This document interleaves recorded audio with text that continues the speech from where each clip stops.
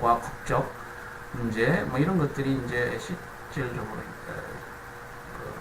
문제 쟁점이 된 사안인데 보면은 국가 책임 관련해서 보면은 by the very nature of the former, the concern of all states can be held to have a legal interest in their protection.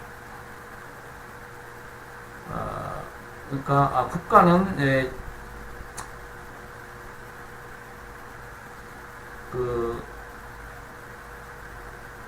이거 그들 국내 자국민들을 보호할 법적인 이해관계가 있다.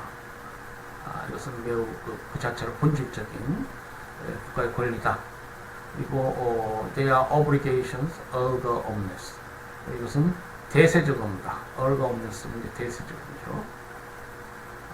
Such obligations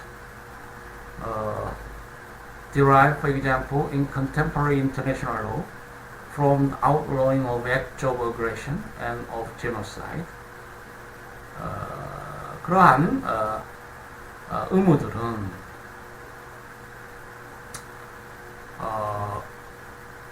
지금 현 contemporary international law, 현 국제법에 있어서 어떤 침략 행위를 불법하고 outlawing은 불법하죠. act of aggression, 침략, genocide, 집단 학살을 불법적으로 금지하고 이런 것들이 이제 강행규범 위반이라는 것입니다.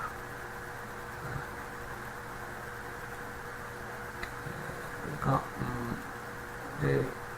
이게 외교적 보호권이 아니고 어떤 국가가 다른 많은 국가들, 그러니까 모든 국가들이 그러니까 이게 강행규범에 관한 설명이에요. 말씀 좀 설명을 잘못드렸습니다. 그러니까 모든 국가들이 관심을 가지고 있는 부분, 영역이 있다. 말씀드렸죠? 제노사이드랄지 이렇게 나오는 침략행위, 뭐 해적 행위, 인신매매 이런 것들은 all states, 국제사회의 모든 국가들이 용인하지 않는다. 이런 것이죠. 그러니까 그런 것들을 강행 대세적 의무라고 하고요. as also from the principles and rules concerning the basic rights of the human person, including protection from slavery and racial discrimination. 노예제도랄지, 인종차별, 이런 것들도,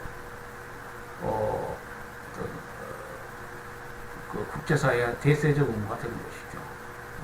침범해서는 안 돼요, 국가가. Some of the corresponding rights of protection have entered into the body of general international.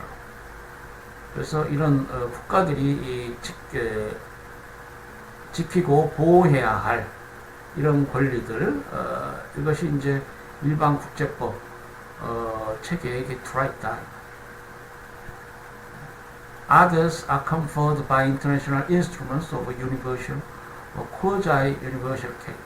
또 어떤 경우에는 그것이 국제 문서, instruments 하는 문서 말하죠. universal, 보편적이거나 quasi-universal, 준보편적. universal이라는 건 이상주의, 이상적인 이거하고도 통합니다. 이상주의적이다, 보편주의적이다, 보편적이다, 이상적이다. 그러한 성격의 것이다.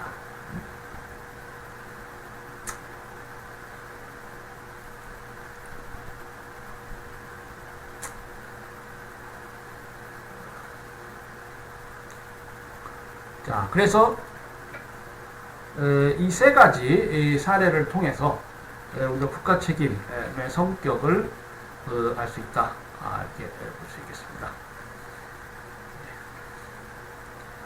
자, 국가 책임의 성격에 이어서 그러면 이제 법적으로 국가 책임이 어떻게 성립되느냐 말씀드린 대로 이제 두 가지 요소가 필요하다. 요건이 갖춰져야 된다. 이렇게 말씀드릴 수가 있겠습니다. 제2조에 보면은 국가책임 초안 제2조에 보면 국가의 국제위법행위 요건이라고 해서 다음과 같은 자기 또는 부작용이가 있을 때 국가의 국제위법행위가 존재한다. 첫째, 국제법상 국가에 귀속될 수 있으며 attributable to the state. 둘째, 그 국가의 국제 의무의 위반에 해당. 그 행위가 국가 행위라고 볼 수 있어야 된다. 그러니까 사인의 행위랄지 또는 뭐 반란단체 행위는 조금 이제 뒤에 나오겠습니다만 뭐 이런 행위가 있었을 때 국가 책임이 성립할 것인가 그런 문제였어요. 그리고 국제 의무 위반이 있어야 된다. 이 두 가지 요건이 갖춰져야 됩니다. 자, 그러면은 이 국가기관의 행위는 이제 어떠한 경우에 그것이 국가기관의 행위가 되느냐? 모든 국가기관의 행위는 그 국가 행위로 간주됩니다. 그리고 국가기관이 아니라도 정부 권한을 행사할 권한을 부여받은 개인이나 단체의 행위는 국제법상 국가행위로 간주돼요. 4조 5조에 또 국가의 타국의 통제에 맡겨진 기관의 행위 6조에 규정되어 있어요. 이러한 경우에는 이제 국가기관의 행위로 어트리뷰트 귀속될 수 있다. 그런데 이제 4조를 볼까요? 그 1항에서 국가기관의 행위는 그 기관이 입법, 행정, 사법 또는 기타 어떠한 기능을 수행하든 그 기관이 국가적 일상 어떠한 지위를 차지하든 그러니까 국제법에서는 일국의 뭐 국회랄지 뭐 대통령 행위, 국무총리 행위 또 뭐 재판소의 뭐 판결 모두 뭐 국가기관의 행위가 될 수 있고요. 또 위법행위로 뭐 국가 책임을 발생시킬 수도 있고 예컨대 WTO법 그러면 일반 불법행위 관련한 국제법은 아닙니다만 이제 WTO에서는 분쟁 해결 절차에서 국내 조치, 도메스틱 메저라고 해서 우리 행정처분에 대한 사법심사 비슷하게 분쟁 해결 절차에서 다루죠. 이제 이러한 경우에는 이게 분권화된 국제사회이지만은 뭐 창설적, 입법적, 창설적 성격의 다자조약 내에서 국가가 이제 뭐 국내 사법조차 비슷하게 이렇게 그런 경우가 있습니다. 어쨌거나 일반 국제 법상 이제 국가책임법에서 또 역시 마찬가지로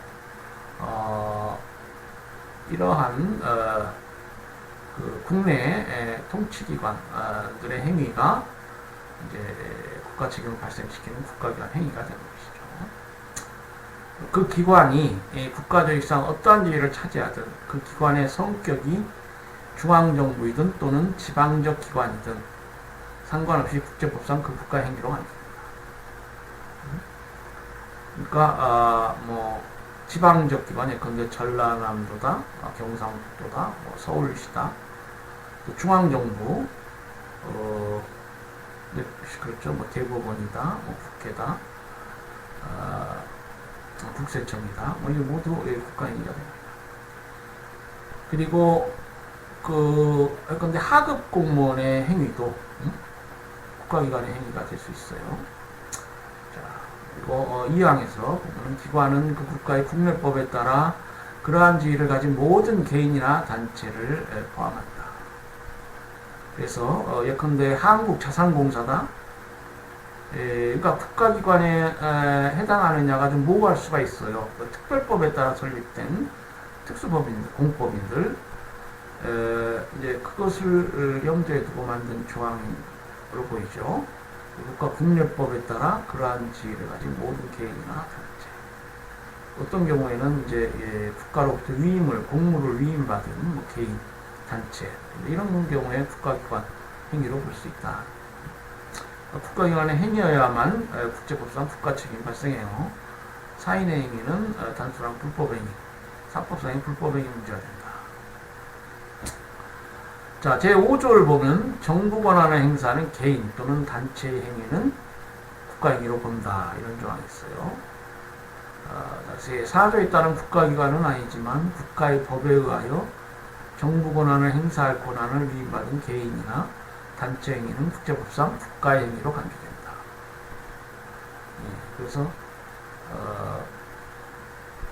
이제 4조 2항 그리고 뭐 5조, 사적 이양은 좀 원칙적이고 조금 더 차이가 있을 수 있죠. 그 외에도 이 국내법에 따라 국가로서의 지위를 가진 자는 좀 포괄적이라 할 수 있습니다. 이제 이러한 경우에는 이제 좀 좁은 범위가 되겠네요. 구체적으로 정부로부터 권한을 위임받은 개인이나 단체를 의미하겠습니다. 국가에 의하여 타국어 통제에 맡겨진 기관의 행위. 그래서 6조에 규정되십니다. 국가에 의하여 타국어 통제에 맡겨진 기관의 행위는 그 기관이 통제국의 정부 권한을 행사하며 행동하는 경우 국제법상 통제국의 행위로 간주된다. 그러니까 예컨대 우리나라 군인이 외국에 필요에 의해서 그 나라에 파견되었는데 그 나라 정부의 통제를 받아라. 그러한 경우에 우리나라 군인이 무슨 국제 의무를 위반하는 뭐 그런 행위를 했다. 그러면은 그 타국 통제하는 국가의 국가 책임이 문제되게 됩니다. 우리나라 군인이 이제 더 이상 아니고 그러한 상황에서는 외국 정부의 통제를 받는 군인이고 그 외국이 국제법상 국가 책임 문제가 발생할 수 있다. 아시죠?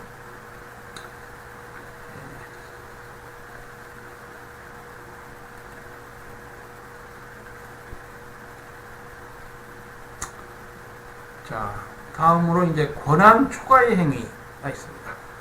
그러니까 권한 초과의 행위는 국가 행위라고 논리적으로 볼 수가 없잖아요. 국가는 불법을 행할 수 없잖아요. King can do no wrong 이란 법원이 있듯이 여러분 뭐 행정법에서 국가책임법 공부하신다 할지 하시면은 여러분들 들으실 텐데. 그러니까 국가는 원리적으로 불법을 행할 수 없어요. 근데 이제 그것이 사법상 불법행위와 유사한 지금 우리 국가배상법도 있고 있습니다만 그런 논리 구조화에서 책임을 지게 되는데, 근데 국제법에서도 그렇습니다. 국가행위는 이제 원리적으로는 뭐 불법할 수도 없고 그렇지만은 이제 그와 유사한 문제로 권한이 초과하는 행위가 있었을 때 자신에게 위임받은 그러니까 자신에게 위임된 권한을 초과하거나 뭐 지시 위반의 경우에 이게 국가행위로 볼 수 있느냐. 제7조에서는 그 국가행위로 보아서 국제법상 책임을 추구할 수 있다. 이렇게 규정하고 있습니다. 국가기관 또는 정부 권한의 행사를 위임받은 개인이나 단체 행위는 이들이 그 같은 장에서 행동하였다면 설사 그 행위가 자신의 권한을 초과하였거나 지신을 위반한 경우라도 국제법상 국가행위로 간주됩니다. 그래서 이제 여기서 보면 그 같은 자격에서 행동하였다. 이제 원문으로 보면은 예컨대 이제 미국에도 이제 이러한 국가 불법행위 관련한 법이 있습니다만, under the color of government, 그러니까 국가에 의해서 위임받은 자격에서 행동하였다. 그런 표현이 있습니다. 그렇게 되면은 그것이 설사 우리 국가책임법에서도 그렇죠. 이걸 포괄적으로 뭐 외관 이론에 따라서 이게 구분하자 이론이 설이 아닙니다만은 그것이 외관에 근데 외관 이론에 따르면은 그 외관이 그 공무에 해당하는 경우에는 그것을 국가책임을 발생시키는 것으로 보자. 실제로 무슨 다른 사목적으로 그러한 행위를 했더라도 예컨대 통근 시에 무슨 교통사고를 할지 그런 경우에 그 국가가 책임을 져야 되냐, 국가가 배상을 해줘야 되느냐, 이게 모호할 수 있잖아요. 그러니까 국내법적으로 이제 그런 것이 다투어지듯이 그런데 국제법상으로도 그것이 그 위임받은 공무원과 같이 그런 자격에서 행동하였고, 그런데 다만 이제 실제로 그 자신의 권한을 초과했거나 지시를 위반한 결과가 있다. 이러한 경우에는 국가에게로 가서 책임을 추구한다는 것입니다.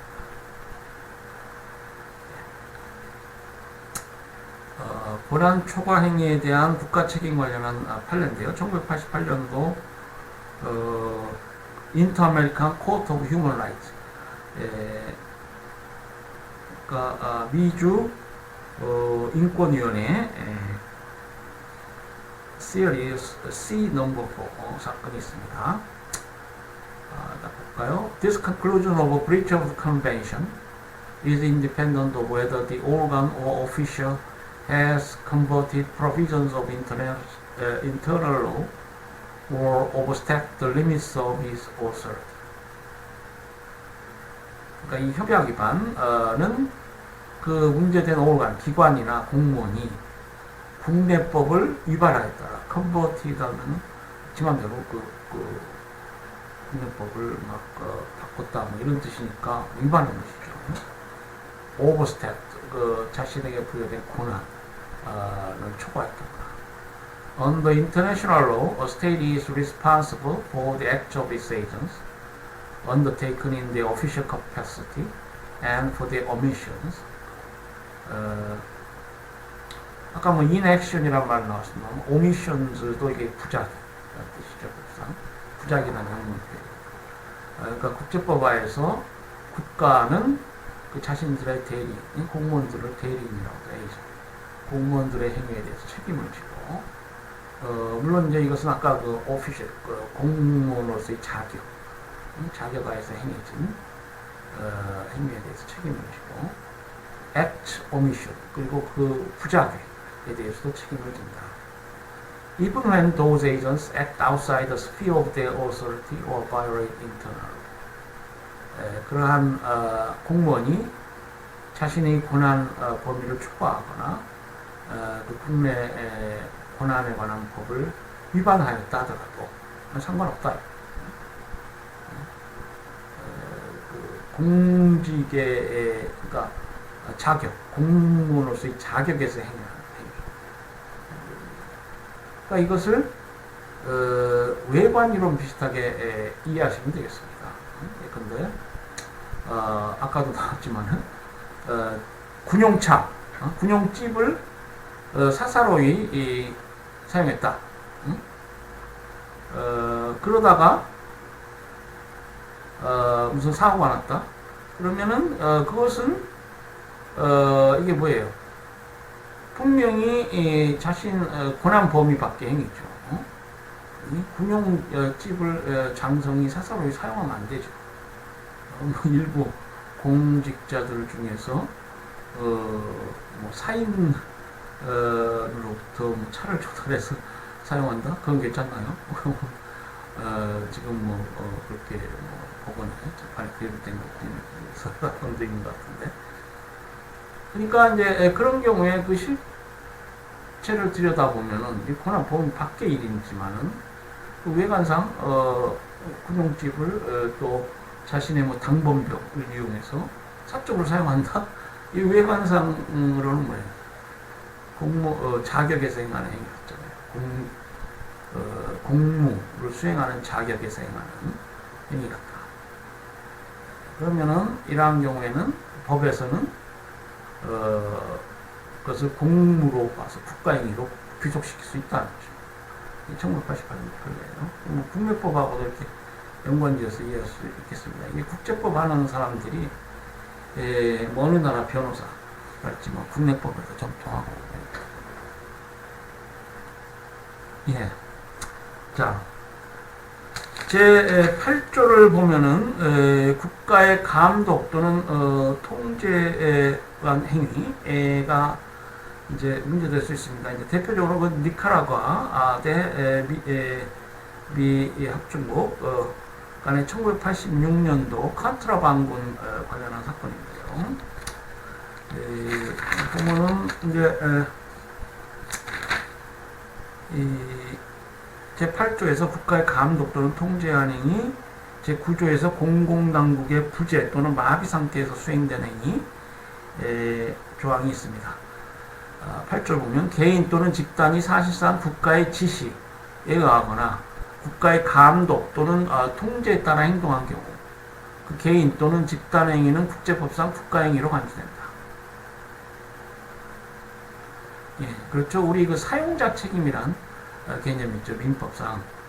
그래서 사용자가 일정한 경우에 그 피용자의 불법행위에 대해서 책임을 지게 되는데 그 법리 그러한 사용자 책임 법리하고 유사한데 바로 이 국제법에서는 국가행위로 이렇게 간주되는 보다 강력하게 그 국가행위를 귀속시키고 있습니다. 8조에서 그렇고요. 제9조를 보면은 공공당국의 부재 또는 마비 상태에서 수행되는 행위라고 되어 있어요. 그래서 이제 특수관계 또는 특수상황에서의 어떤 사인의 행위가 되겠는데요. 보면은 공공당국의 부재 또는 마비 상태로서 정부 권한 행사가 요구되는 상황에서 개인 또는 집단이 사실상 그러한 권한 행사했다면 그 행위는 국제법상 국가행위로 간주됩니다. 예.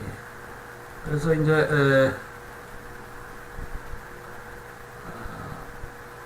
그 1986년도 사건인데요. 이게 그 미국이 그 니카라과 남미 국가죠. 바로 미국 밑에 있는 국가이고 그러니까 미 안보에도 관련이 되고 이것이 이제 그 직접적으로 가까이 있으니까요. 그래서 이제 국가를 위해서 거기에 뭐 공산 정권이랄지 독재 정권이 있으면 불안하죠.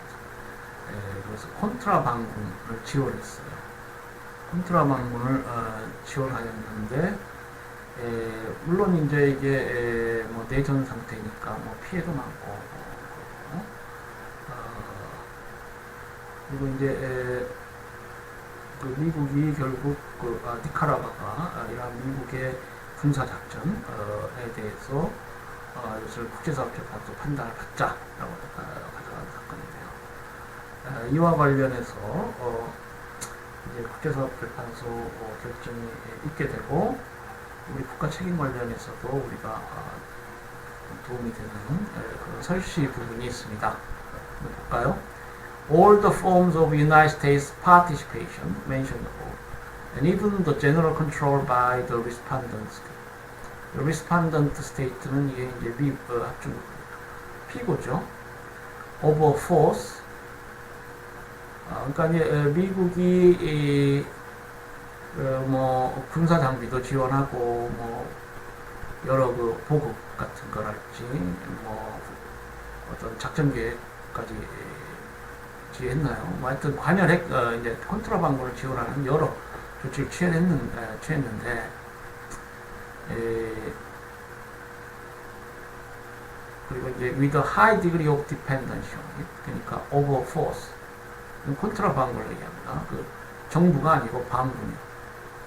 그러니까 이 컨트라방군은 미국 정부에 굉장히 종속돼 있어요. 미국 정부에 이렇게 보급이 없다고 하면 금방 무너져. 그래서 이제 미국 정부는 결국 상당히 광범위한 일반적인 통제를 할 수 있다. 컨트라방군. 이러한 상황인데 would not in themselves mean that the United States directed or enforced the perpetration of the acts contrary to human rights and humanitarian law. 그래서 이제 그 잔악행위들이 많이 있죠. 준전시 상태니까. 그러니까 인권이나 인도법에 반하는 어떤 행위들이 많이 있었어요. 그러니까 그 정도로 미국 미 합중국 정부가 그러한 행위를 컨트라방군에 의한 잔악행위를 지시했다거나 강제했다고 볼 수 없다. 그러니까 어떤 일반적인 통제 정도를 했을 뿐이지 이렇게 깊숙하게 어떤 지시나 통제나 것으로 볼 수 없다. Without further evidence, 더 명확한 가능 증거가 있지 않는 한 지금 나타난 자료만으로는 그렇게 볼 수 없다. 그러니까 이것이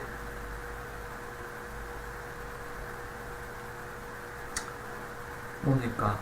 우리 지금 국가책임법 초안 제9조 상의 뭐 공공당국의 부재 또는 마비 상태에서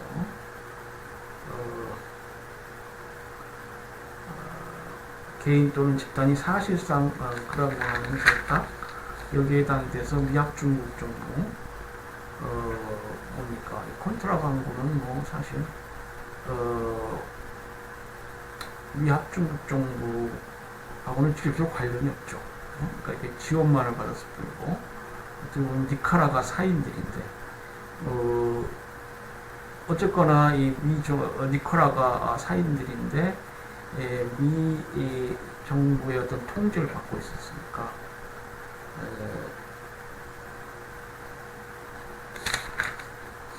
뭐 아까 그 파견국의 통제를 받았을 때는 통제부의 행위가 된다. 제6조 국가의 타국 통제에 맡겨진 기관 행위랄지 뭐 이런 관련 조항들을 유추해서 미 정부의 어떤 책임을 추궁하려고 논리를 구성해 볼 수 있겠습니다. 근데 제가 보기에는 이제 그러한 일반적 통제가 가능한 그런 정도만으로는 이것이 국제법상 국가 책임을 발생시키지 않는다. 이렇게 말씀드릴 수 있겠습니다. 자, 계속 볼까요? The requirement of international law for the attribution to states of acts performed by private individuals, 사인에 의해서 이런 행위가 행해졌을 때 국가로 귀속시킬 수 있느냐? 국제법은 뭘 요구하느냐? 그러한 경우에 is that the state exercise control over the individuals. 그 국가가 그 사인의 통제 권한을 행사할 수 있어요. 이 경우에는 individuals는 이제 컨트롤 방법이겠고요. the state는 미국이겠죠. The degree of control may, 그러나 그 통제의 정도는 however vary, 바뀐다. according to the factual circumstances of each case. 개별적인 사례의 사실관계에 따라서 그 통제의 정도, 수준, 법이 요구하는 통제의 수준은 달라진다. 그렇죠? 그러니까 이 수준, 기준이라는 게 뭐 중요하다고 아까 말씀드렸는데, 이렇게 개별적인 사실관계에서 어떠한 수준, 기준을 적용할 것이냐, 이거는 별 충돌이 없어요. 지금 뭐 법관들이 이런 것은 이제 매일 하는 일입니다. 문제는 이제 뭐 고의과실할지 보다 추상적이고 일반적인 이런 개념들이 얼마나 이제 타당성을 갖느냐. 이건 법관들이 개별 사건에서 노력을 해야 되겠고요. 근데 이제 그것이 일괄적으로 어떤 기준을 만든 것이 과거 그 계몽주의 시대하고 지금 현대의 최첨단 과학 시대에서 좀 다를 수 있다. 그걸 말씀드렸죠.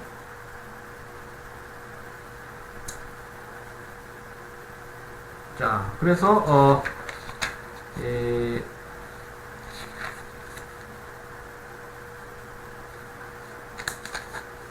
우리 그 니카라가 반군 사건을 그렇게 봤어요. 그래서 이 지금 국가행위로 기속될 수 있는가와 관련해서 몇 가지 조항을 지금 협약 초안이 두고 있습니다. 자, 그 다음에 우리 교재 406페이지에 보면은 965 국제형사재판소 사례인데요.